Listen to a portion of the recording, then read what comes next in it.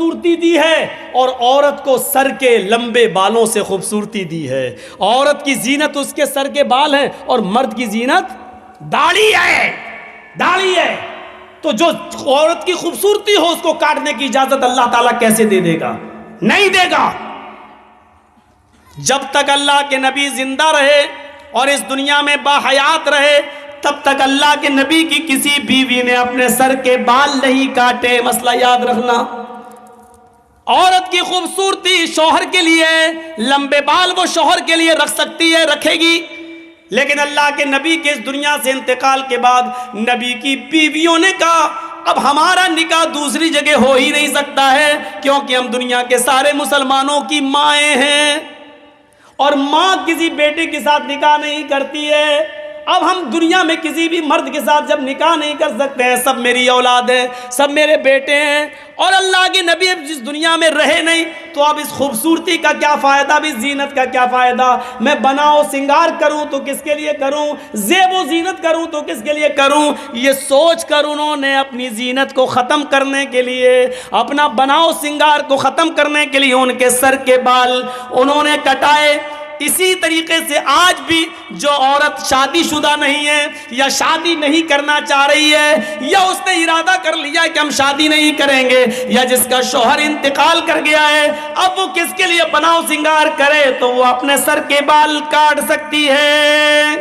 زیب و زینت وہ کسی کے لیے اختیار نہ کرے، وہ کر سکتی ہے، لیکن اگر اس کا ارادہ یہ ہے ابھی نہیں، ابھی تو میرے شوہر کا انتقال ہوا ہے، 2-4 سال کے بعد میں دوسرا نکاح کر لوں گی، تو پھر نکاح کا ارادہ ہو تو پھر وہ سر کے بال نہیں کاٹ سکتی ہے.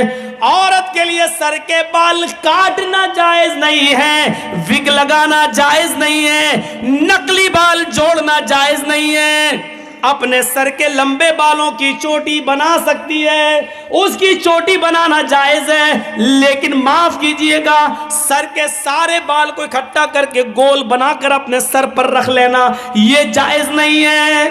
گھر کے اندر کر سکتی ہے، گھر کے باہر جوڑا بنا کر بال لپیٹ کر اور ادھر اکٹھا کر لینا، کلپ لگا لیتی ہیں اور اتنا اونچا کر لیتی ہیں، لگ رہا ہے جیسے قطب مینار اپنے سر پہ کھڑی کر دی اس نے، یا ایسا لگتا ہے جیسے ٹلو پمپ رکھ دیا ہو موٹر. یہ جائز نہیں ہے. لیکن ہاں اپنے گھر کے اندر ہے، گرمی لگتی ہے عورتوں کو، کیا کریں، گھر کے اندر ٹھیک ہے، شوہر کے لیے ٹھیک ہے، لیکن گھر کے باہر جا رہی ہے تو پھر وہ جوڑا اپنے سر کے سارے بال سر پر ایک جگہ اکٹھا کر کے کلپ لگا کے نہیں جا سکتی ہے. عورت کے لیے بجنے والی، کھنکنے والی کوئی چیز پہن کر گھر سے باہر نکلنا جائز نہیں ہے. نہ وہ چوڑیاں پہن کر نکل سکتی ہے، نہ وہ پیروں کی پائل و پازیب پہن کر گھر سے باہر نکل سکتی ہے. ہاں سن لو میری ماں بہنوں، اونچی ایڑی کی چپل پہن کر بھی، اونچے ہل کی چپل پہن کر بھی تم گھر سے باہر نہیں نکل سکتی ہو، تمہارے لیے جائز نہیں ہے، کیونکہ وہ بھی بچتی ہے. جب تم اونچے ہل کی چپل پہن کر نکلتی ہو تو وہ سیمنٹ کی بنی ہوئی سڑکوں پر آواز کرتی ہے، کھٹ کھٹ کھٹ، وہ ادھر آواز کرتی ہے کھٹ کھٹ کھٹ، ادھر نوجوانوں کے دل دھڑکتے دھک دھک دھک. سننا پڑے گا. یہ بے حیائی تمہاری طرف سے آ رہی ہے. بچنے والی کوئی بھی چیز عورت گھر سے باہر پہن کر نہیں نکل سکتی ہے. ہاں یہ وَأَحْسَنَتْ فَرْجَهَا، اپنی شرمگاہ کی حفاظت کرو، یعنی موٹا لباس پہنو، اچھا لباس پہنو، جسم کا کوئی حصہ نمایاں نہیں ہونا چاہیے، اور شرمگاہ کی حفاظت شوہر کے علاوہ کہیں اور نہیں. اور چوتھی چیز وَأَطَاعَتْ بَعْلَهَا، اور اپنے شوہر کی اطاعت کرو، اپنے شوہر کی فرما برداری کرو، اپنے شوہر کی اطاعت کرو، اس میں کمی نہیں ہونی چاہیے. شوہر کی اطاعت میں ایک اور مسئلہ بتا دوں، شوہر کی اطاعت میں کمی نہیں ہونی چاہیے، لیکن شوہر کو بھی نہیں چاہیے کہ وہ زبردستی اپنی بیوی سے کہے یہ میرے کپڑے ہیں، چلو ٹھیک ہے تمہارے کپڑے دھو دے گی، یہ میری ماں کے کپڑے ہیں اس کو بھی دھلو، یہ میرے باپ کے کپڑے ہیں اس کو بھی دھلو، یہ میری بہن کے کپڑے ہیں، نند تمہاری نند، اس کے بھی دھل دو. آپ یہ زبردستی نہیں کر سکتے ہیں. آپ کی بیوی ہے وہ نوکرانی نہیں ہے. پیار سے چاہو تو سب کچھ کام لے سکتے ہو. دیکھو میری بھی تم تو جانتی ہو میری ماں کا میرے علاوہ کوئی نہیں ہے. ایسا ہے نا کہ میری ماں تمہاری ماں جیسی ہے. تمہاری ماں کبھی بیمار ہوگی تو ہم بھی اس کو لے جائیں گے. پیار سے تم جو کام لینا چاہو لے لو، لیکن شریعت کا حکم نہیں ہے کہ وہ تمہارے باپ کے کپڑے دھوئے، تمہاری ماں کے کپڑے دھوئے. شریعت کا تو یہ بھی حکم نہیں ہے کہ وہ تمہارے بچے کو دودھ پلائے. بچہ تمہارا ہے، دودھ پلاتی ہے تو یہ اس کا رحم و کرم ہے. اگر وہ دودھ پلانے کی اجرت اور پیسہ مانگے تو تمہیں دینا پڑے گا. ہاں مولانا صاحب یہ مت بتاؤ. کیوں ڈر لگ رہا ہے؟ کیوں؟ ارے آپ تو بڑے بہادر ہو.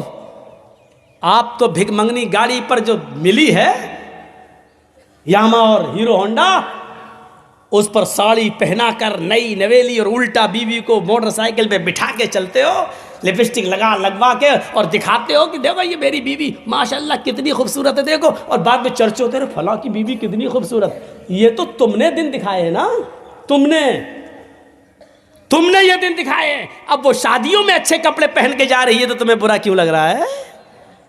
لے کے تو تم گئے ہو. میری بہنوں ایک نصیحت تمہارے لیے بھی سنو. اکثر شکایتیں سننے میں آتی ہیں، کیا میرا شوہر 12 بجے رات میں گھر آتا ہے، میرا شوہر 1 بجے رات میں گھر آتا ہے. ہاں بہت غلط کرتا ہے، نہیں آنا چاہیے.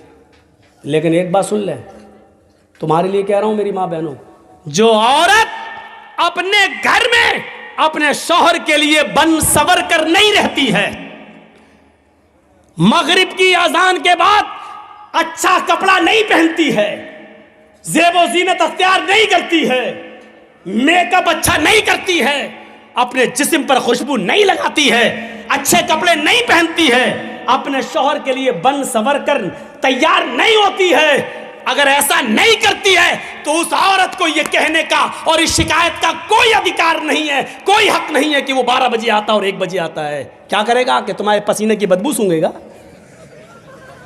کیا کرے گا کہ وہ تمہارے لیے مغرب کے بعد تمہارے گھر پہ بیٹھ کے کیا کرے گا؟ تمہاری لنترانی سنے گا وہ؟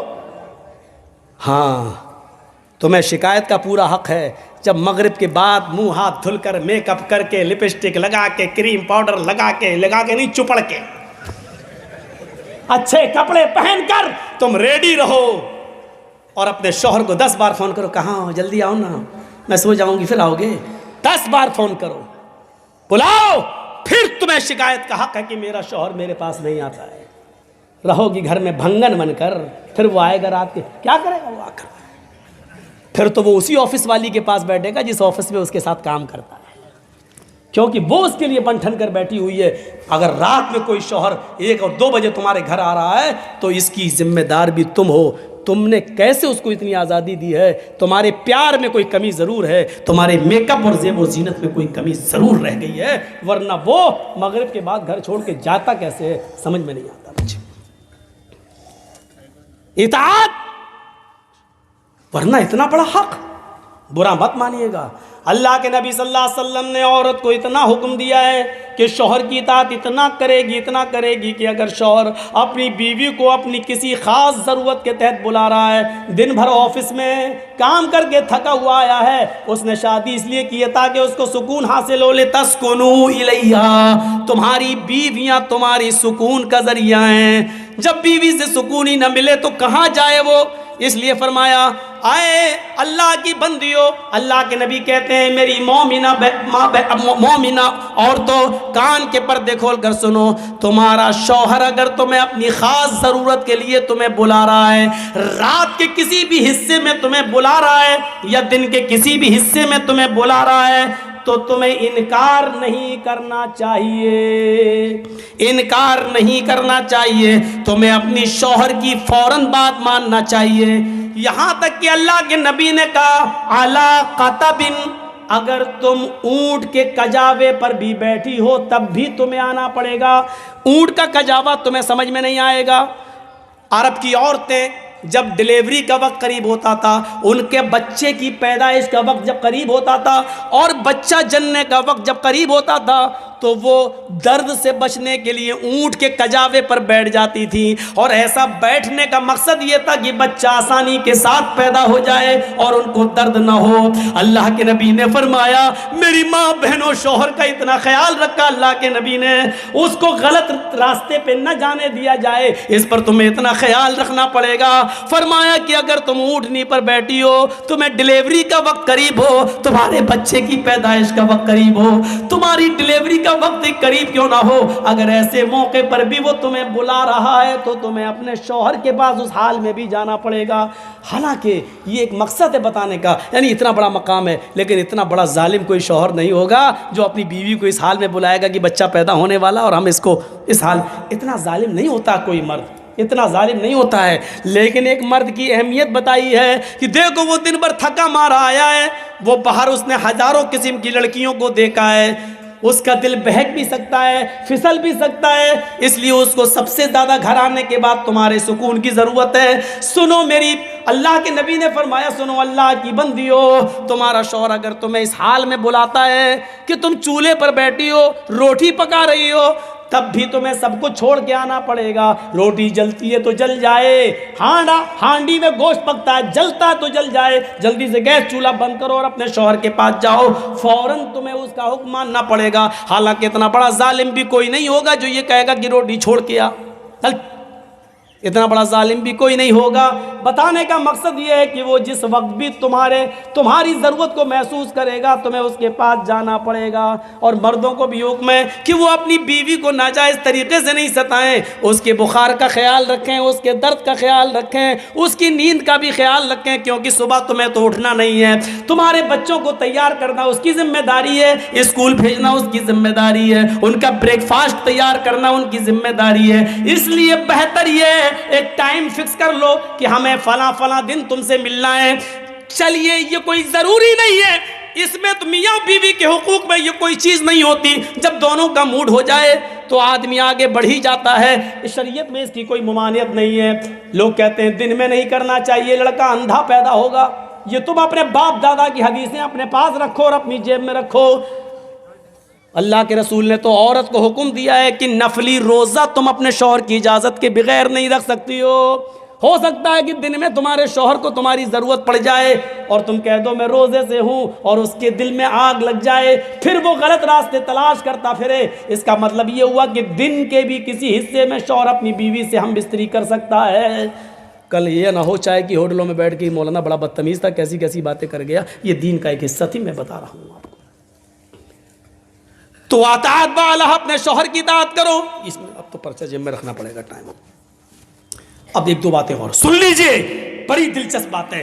تو 4 چیزیں ہو گئیں، 5 وقت کی نماز پڑھتی ہو، رمضان کے پورے روزے رکھتی ہو، اپنی ستر کی اور شرمگاہ کی حفاظت کرتی ہو، اور اپنی شوہر کی اطاعت و فرما برداری کرتی ہو۔ یہ 4 کام جو عورت کر لے کیا ہوگا؟ فَلْتَدْخُلْ مِنْ أَيِّ أَبْوَابِ الْجَنَّةِ شَاءَتْ، یہ جنت کے جس دروازے سے داخل ہونا چاہے ہو جائے، اللہ کے فرشتے کھڑے ہوں گے، اے عورت 8 دروازے کھلیں، جا، جس دروازے سے جانا چاہے چلی جا۔ یہ ہے عورت کو جنت کا سرٹیفکیٹ۔ ایک دوسری حدیث میں اللہ کے نبی نے فرمایا جس کی 3 بیٹیاں ہوں گی یا 3 بہنیں ہوں گی، بہنیں یعنی باپ کا انتقال ہو گیا تو بہنوں کا ذمہ دار بھی تو بھائی ہو گیا نا، تو جس کی 3 بیٹیاں یا جس کی 3 بہنیں ہوں اور باپ کا انتقال ہو گیا ہو اور بہنیں اس کی نگرانی میں ہوں، تو جس کی 3 بیٹیاں یا 3 بہنیں ہوں اور اس نے ان کو پڑھایا ہو، لکھایا ہو، اچھا ادب سکھایا ہو اور اچھی تعلیم دی ہو، اور اس کے بعد ان تینوں کا نکاح کر دیا ہو، ان تینوں کی شادی کرا دی ہو، دیندار گھرانے میں ان کا گھر بسوا دیا ہو، تو ان تینوں کا نکاح کرا کے ان کا گھر بسانے والا،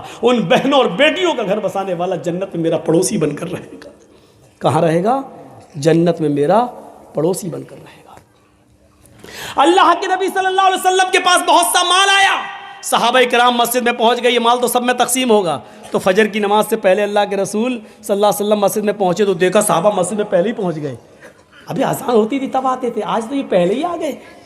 تو اللہ کے رسول نے فرمایا لگتا ہے شاید تمہیں خبر مل گئی کہ آج مال تقسیم ہوگا۔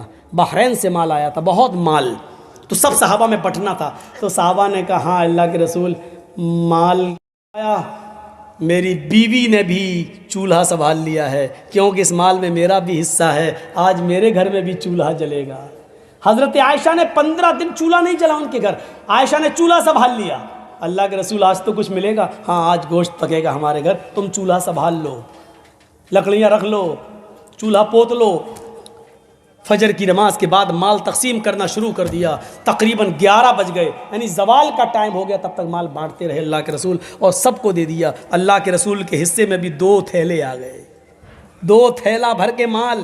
سب لوگ جا چکے. اللہ کے رسول اپنے 2 تھیلے لے کر جیسے ہی گھر کی طرف بڑھتے ہیں, مسجد سے باہر نکلتے ہیں, گھر کی طرف جا رہے ہیں, تو آپ کا راستہ 2 یتیم بچوں نے روک لیا. ایک کی عمر 7 سال, ایک کی عمر 9 سال. ایک نے دایاں تھیلا پکڑ لیا, ایک نے بایاں تھیلا پکڑ لیا. ایک نے کہا اللہ کے رسول میری ماں نہیں ہے. ایک نے کہا اللہ کے نبی میرا باپ نہیں ہے. ایک نے کہا اللہ کے رسول میری ماں نہیں ہے, میرے باپ نے دوسری شادی کر لی. دوسری بیوی جو اس کے پاس آئی ہے وہ مجھے اپنا بیٹا ہی نہیں مانتی ہے, وہ اپنے اور بیٹوں کو کھلاتی پلاتی ہے, میرا خیال نہیں رکھتی. دوسرے نے کہا اللہ کے نبی میرا باپ نہیں ہے. ادھر میری ماں نے دوسری شادی کر لی, وہ باپ مجھے کچھ نہیں سمجھتا ہے, اور وہ میری ماں کا غلام سا بن کے رہ گیا ہے. اے اللہ کے نبی صلی اللہ علیہ وسلم مجھ پر رحم کیجیے. دائیں نظر ڈالی تو 7 سال, بائیں نظر ڈالی تو 8-9 سال. ہاتھ کی بندش ڈھیلی پڑ گئی. یہ تھیلا اس بچے کو دے دیا اور وہ تھیلا اس بچے کو دے دیا. دونوں بچے دونوں تھیلے لے کے جانے لگے, اور اللہ کے نبی یوں کھڑے ہو کر ان دونوں یتیم بچوں کی طرف نظر ڈالنے لگے, اور اس وقت تک ان یتیم بچوں کو دیکھتے رہے جب تک کہ وہ دونوں یتیم بچے نبی کی آنکھوں سے دور نہیں ہو گئے. پھر دروازے کو دستک دی. حضرت عائشہ دوڑتی ہوئی آئی, دروازہ کھولا. دیکھتی کیا ہے, جس پوزیشن میں دونوں ہاتھ خالی کر کے اللہ کے نبی جس حال میں گئے تھے اسی حال میں واپس آ گئے. ہاتھ میں کچھ نہیں ہے. پہلا سوال, اے اللہ کے نبی خالی ہاتھ گئے تھے, خالی ہاتھ واپس آئے, 15 دن سے گھر میں چولہا نہیں جلا.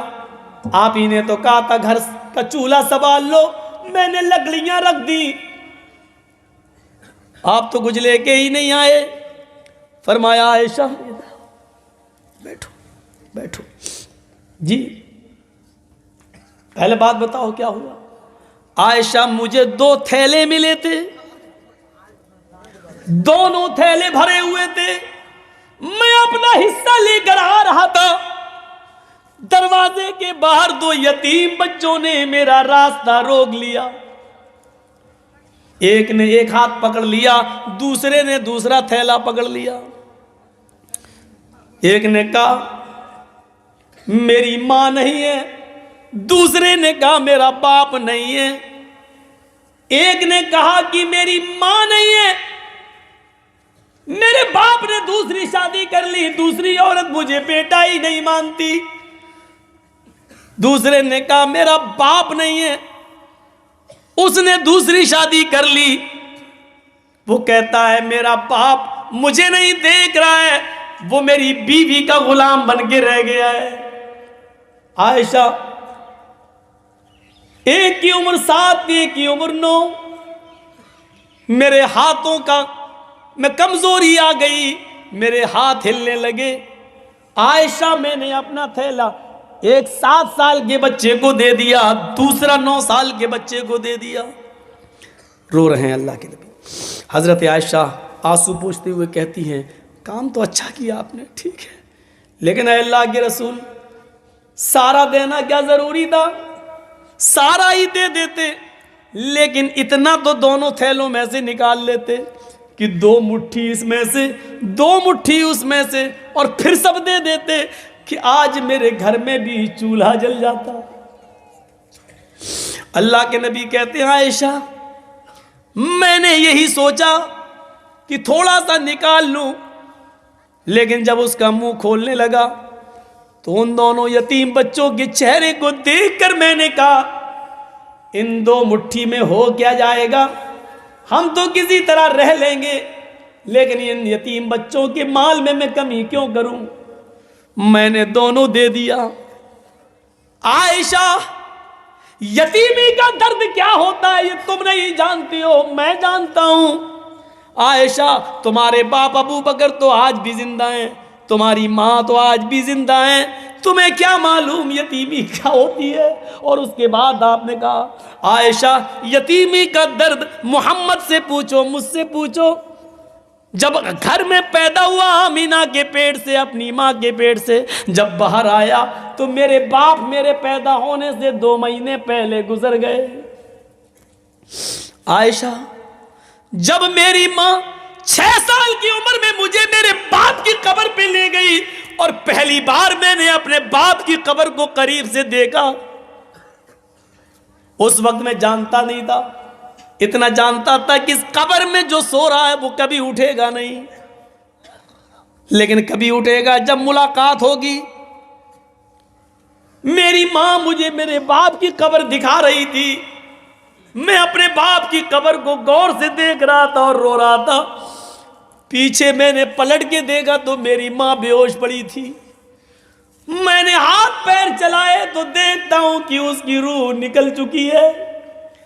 باپ کی قبر کے اوپر، باپ کی قبر کو دیکھتے دیکھتے، باپ کے صدمے میں روتے روتے، اسی قبر کے پاس مقام ابوا میں نے اپنی ماں کو بھی کھو دیا۔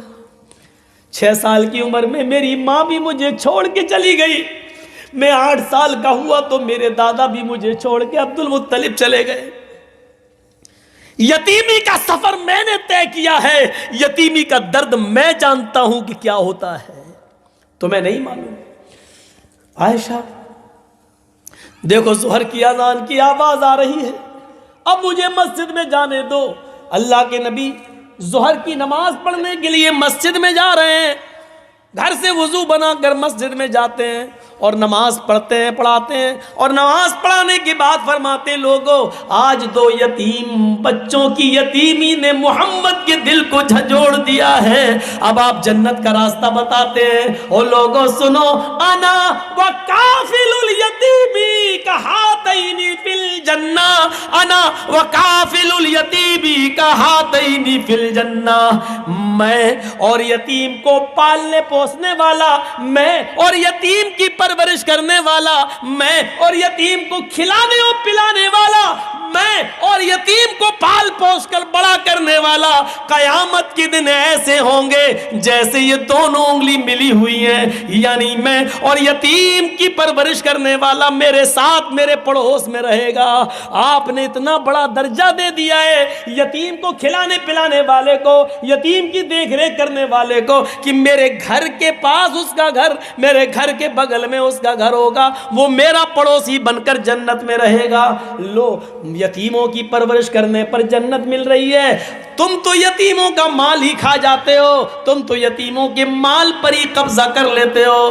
آج بھی انڈیا میں، ہندوستان میں اتنے مدارس ہیں، اتنے مدرسے ہیں، سعودی عرب، دبئی اور کویت سے آنے والی رقم جو سعودی عرب سے ان یتیم و غریب بچوں کے لیے آتی ہے، لوگ تو اس پر بھی ہاتھ صاف کر جاتے ہیں، یتیموں اور غریبوں کے نام پر ملنے والی رقم کو بھی چاٹ جاتے ہیں۔ گورنمنٹ کی طرف سے غریب بچوں کو ملنے والا وظیفہ بھی میرے بھائیوں اسکول کے ماسٹر کھا جاتے ہیں۔ یہ یتیمی کے مال کو کھانے والوں تمہارا کیا ہوگا؟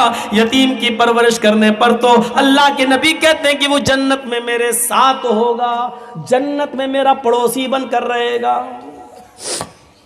کہاں گئے؟ کہاں ہے وہ تصور؟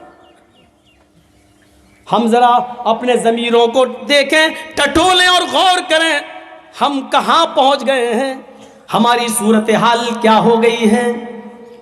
اللہ کے نبی کے پاس ایک حضرت عائشہ فرماتی ہے کہ میرے پاس ایک مانگنے والی آئی، بخاری کی روایت ہے، میرے پاس ایک مانگنے والی آئی، معہا صبیان، اس کے ساتھ 2 چھوٹے چھوٹے بچے تھے، آ کر کہنے لگی شیئا للہ، عائشہ میرے بچوں نے 2 دن سے کھانا نہیں کھایا ہے، گھر میں کچھ ہو تو دے دے، گھر میں کچھ ہو تو دے دو۔ حضرت عائشہ کہتی ہیں میرے پاس ایک کھجور رکھا تھا، میں نے اللہ کے نبی کے لیے رکھ لیا تھا، آئیں گے تو میں ان کو دے دوں گی، پتہ نہیں کتنے بھوکے ہوں، کہاں سے آ رہے ہوں، میں ان کو دے دوں گی۔ لیکن جب مانگنے والی نے مانگا، اس نے کہا میرے دونوں بچے بھوکے ہیں، تو میں وہ کھجور لے آئی۔ حضرت عائشہ کہتی ہے وہ کھجور لے کے میں اس کے پاس گئی، اس عورت نے اس کھجور کو لیا۔ اما عائشہ کہتی ہیں اس کھجور کے سوا میرے پاس کچھ نہیں ہے۔ اس عورت نے، مانگنے والی نے وہ کھجور بھی لے لیا، اور ایک کھجور تھا اس کے 2 ٹکڑے کر دیے، گٹھلی نکال دی، پھینک دی، اور اس کھجور کے 2 ٹکڑے کر دیے، ایک ٹکڑا اس بچے کو یعنی آدھا اس کو اور آدھا اس کو دے دیا۔ یہ بخاری میں آیا ہے، اور خود بھوکی رہی اور پانی پی کر چلی گئی۔ یہ بخاری میں ہے، مسلم میں یہ ہے، مسلم میں یہ ہے۔ حضرت عائشہ فرماتی ہیں کہ میرے پاس 3 کھجوریں تھیں، میں نے ان تینوں کھجوریں لا کر اس کو دے دی کہ 3 لوگ ہیں، ایک ماں 2 بچے، ایک ایک کھجور سب کھا لیں گے۔ میں نے کہا اس کے علاوہ کچھ نہیں ہے۔ اس نے وہ تینوں کھجوریں لے لی، ایک ایک کھجور اس نے دونوں بچوں کو دے دی۔ بچے اپنے کھجور کھا گئے، ماں اپنا کھجور کھانے جا رہی تھی، جو ایک کھجور ماں کے ہاتھ میں تھا وہ اپنا کھجور کھانے جا رہی تھی۔ وہ چھوٹے چھوٹے 3 4 سال کے بچے، وہ چھوٹے بچے ماں کے کھجور پر جھپٹ پڑے، امی یہ بھی مجھے دے دو، بھوک لگ رہی ہے۔ وہ کیا جانے کہ ماں کی بھوک کیا ہوتی ہے، 2-3 سال کا بچہ کیا جانے، وہ ماں کی کھجور پہ جھپٹنے لگے۔ ماں کو ترس آ گیا، ایک ایک کھجور وہ کھا چکے تھے، ایک کھجور ماں نے اپنے لیے رکھا تھا، لیکن ماں کی ممتا جوش میں آ گئی، ماں کی محبت جوش میں آ گئی۔ ماں نے اس کھجور کے 2 ٹکڑے کر دیے، جو اپنے لیے رکھی تھی اس نے اس کھجور کے 2 ٹکڑے کر دیے، ایک ٹکڑا اس نے اس کو دے دیا اور دوسرا ٹکڑا دوسرے بچے کو دے دیا، اور خود پانی پی گئی، بھوکی رہ گئی، پانی پی کر آگے بڑھ گئی، آگے چلی گئی۔ تھوڑی دیر کے بعد جب اللہ کے نبی صلی اللہ علیہ وسلم گھر میں تشریف لائے، فرمایا عائشہ گھر میں کھانے کو کچھ ہے کہ نہیں؟ حضرت عائشہ کہتی ہیں تھا۔ کہ پھر کیا ہوا؟ کہ اللہ کے رسول 1 یا 3 کھجوریں تھیں، لیکن ایک مانگنے والی آ گئی، اس کے ساتھ 2 چھوٹے چھوٹے بچے تھے، وہ بھوکے تھے، میں نے ان کو دے دیا۔ کہا تم نے اچھا کیا۔ کہا اللہ کے رسول ذرا منظر دیکھو، اس عورت کو میں نے بڑے عجیب حالات میں دیکھا ہے، وہ بہت بڑی امتحان میں پھنسی ہوئی ہے، بچوں کی آزمائش میں مبتلا ہو گئی، لگتا ہے اس کا شوہر نہیں ہوگا، شوہر ہوتا تو کماتا، یہ عورت کیوں بھیک مانگتی؟ مجھے محسوس ہو رہا ہے کہ وہ عورت شاید بیوہ ہے۔ اچھا پھر؟ کہا اللہ کے نبی وہ آئی، بچے اس کے بھوکے تھے، میں نے 3 کھجوریں اس کو دے دی، ایک ایک کھجور انہوں نے کھا لی، ایک ماں کھانے کے لیے چلی تو بچے ماں کی کھجور پر جھپٹ پڑے۔ اچھا پھر؟ کہ اس عورت نے اپنے کھجور کے بھی 2 ٹکڑے کر کے ایک ایک دے دیا، آدھا آدھا دونوں کو، اور خود پانی پی کے چلی گئی۔ عائشہ کیا یہ منظر تم نے اپنی آنکھ سے دیکھا ہے؟ رحمت اللہ عالمین کی رحمت جوش میں آتی ہے۔ عائشہ کیا یہ منظر تم نے اپنی آنکھ سے دیکھا ہے؟ ہاں اے اللہ کے رسول میں نے اپنی آنکھ سے یہ منظر دیکھا ہے۔ فرمایا عائشہ کیا وہ دونوں بچے اپنے ماں کی کھجور پر جھپٹ گئے؟ ہاں، ماں نے خود نہیں کھایا اور اس کھجور کے 2 ٹکڑے کر دیے۔ ہاں، اپنی آنکھ سے دیکھا۔ ہاں عائشہ قیامت کے دن تمہیں گواہی دینا پڑے گی۔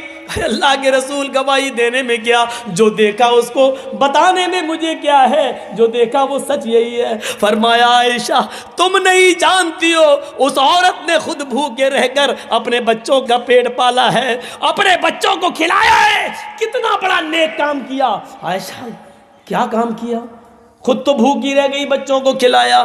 کہا خود بھوکی رہ کر اپنے بچوں کو پالنے والی، پال پوس کر بڑا کرنے والی، اپنے بچوں کو اپنے ساتھ لے کر اپنے بچوں کو کھلانے پلانے والی، اپنے بچوں کی پرورش میں آزمائش میں مبتلا کی ہوئی عورت نے وجبت علیہا الجنہ، وجبت علیہا الجنہ، وجبت علیہا الجنہ، اس عورت نے اپنے اوپر جنت واجب کر لی، جنت واجب کر لی، جنت واجب کر لی۔ میری ماں اور بہنوں، ماں وہ ہوتی ہے جو اپنے پیٹ سے پیدا ہونے والے بچوں کی پرورش کرے، شوہر نہیں ہو تب بھی ان کو پالے پوسے، ایسی عورت کو جنت کا سرٹیفکیٹ دے رہے اللہ کے رسول۔ عورتیں وہ نہیں ہوتی جو اپنے پیٹ میں بچہ ہے، الٹرا ساؤنڈ پہ چیک کرایا پتہ چلا لڑکی کا، گرا دو، ایبورشن کرا دو، اپنے پیٹ کے بچے کو اس ڈر سے کہ لڑکی ہے پیدا ہوگی، اس کا جہیز کا انتظام کہاں سے کریں گے، اور ایبورشن کر کے گرا دیا اور اس بچے کی جان لے لی، یہ عورت نہیں ہوتی ہے۔ قیامت کے دن اس عورت کو جس نے اپنے پیٹ کا بچہ گرایا، قیامت کے دن اس حال میں لایا جائے گا کہ اس کا بچہ اس ماں کی پستان اور چھاتی سے لٹکا ہوا ہوگا، اپنی ماں کے دودھ سے لٹکا ہوا ہوگا، معلقم بین ثدیہا، اپنے ماں کے دونوں پستان سے لٹکا ہوا ہوگا، یقول، اور اپنے رب سے کہے گا، یا ربی ہذہ امی قتلتنی، اللہ یہ میری ماں ہے جس نے دنیا میں مجھے مار ڈالا تھا، اللہ یہ میری ماں ہے جس نے دنیا میں میرا قتل کر دیا تھا، اللہ یہ میری ماں ہے جس نے دنیا میں میری جان لی تھی، اے اللہ تو اس کو آج جہنم میں پھینک دے، میں اس کو جنت میں لے جانے کی سفارش نہیں کروں گا، اے اللہ یہ میری ماں جنت میں جانے کے لائق نہیں ہے، اس نے مجھے پیدا کرنا، کھلانے پلانے کے ڈر سے اور جہیز کے ڈر سے مار ڈالا تھا، اے اللہ تو میری ماں کو جنت میں داخل مت کرنا، اس ماں کو جہنم میں پھینک دے، وہ بچہ اپنی ماں کو جہنم میں لے جائے گا۔ کہاں ہیں ہم؟ عورت وہ ہوتی ہے جو اپنے بچوں کی پرورش کرے، ہزاروں مصیبتیں اپنے اوپر جھیل لے لیکن بچوں کو کھلائے پلائے اور پال پوس کر بڑا کرے۔ اور اسی طریقے سے آخری بات، وہ لوگ بھی جنت میں، وہ بچے اپنے ماں باپ کو جنت میں لے جائیں گے جن کو اللہ تعالیٰ نے دنیا میں چھین لیا۔ 2 مہینے کا بچہ مر گیا، 5 مہینے کا مر گیا، 1 سال کا، 2 سال کا، 5 سال کا، 7 سال تک جو بچے دنیا میں مر جاتے ہیں اور ان کے ماں باپ ان بچوں کے انتقال پر صبر کرتے ہیں، قیامت کے دن یہ بچے اپنے ماں باپ کو جنت میں لے جائیں گے۔ صغارہم دعامیس الجنہ، یہ چھوٹے چھوٹے بچے جن کی روحیں نکال لی جاتی ہیں جنت کے اندر بے روک ٹوک گھومتی رہیں گی، جنت میں گھوم رہی ہیں ان کی روحیں۔ قیامت کے دن جب حساب و کتاب ہوگا تو ان کے ماں باپ جہنمی ہوں گے، اللہ کہے گا فرشتوں ان کو سب کو جہنم میں ڈال دو۔ جیسے وہ جہنم کے دروازے پہ پہنچیں گے اللہ کہے گا رک جاؤ۔ کہا کیا؟ ان کے بچوں کو میں نے دنیا میں ان سے چھینا تھا، وہ جنت کے اندر ٹہل رہے ہیں، جاؤ ان کے بچوں کو لے کر آؤ جنت سے، یہ تو جنت میں جا نہیں سکتے، ان کے بچوں کو لے کے آؤ جنت سے اور ان سے ملوا دو، یہ ان کے اوپر ظلم ہوگا، بغیر ملائے ہوئے ان کو جہنم میں ڈال دو، نہیں ان کے بچوں کو ان سے ملوا دو۔ فرشتے ان کے بچوں کو لے کے آئیں گے اور ان کے ماں باپ سے ملوایا جائے گا۔ تھوڑی دیر ملاقات کرنے کے بعد حکم ہوگا ان بچوں کو جنت میں لے جاؤ، اور آئے فرشتوں ان کے ماں باپ کو جہنم کے اندر ڈال دو۔